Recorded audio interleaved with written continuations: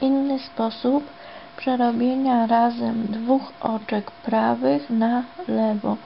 Pierwsze oczko zdejmujemy z drutu lewego. W ten sposób przekładamy na drut prawy bez przerobienia.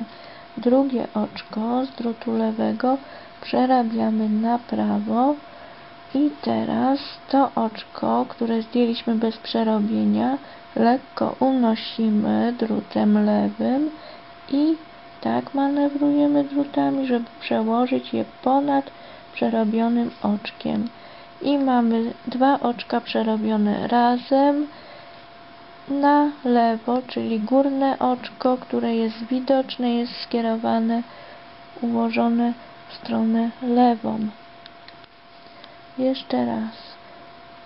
Pierwsze oczko z drutu lewego zdejmuję bez przerabiania, drugie oczko robię jako prawe, wbijam drut w ten sposób, unoszę oczko to i przekładam ponad oczkiem przerobionym.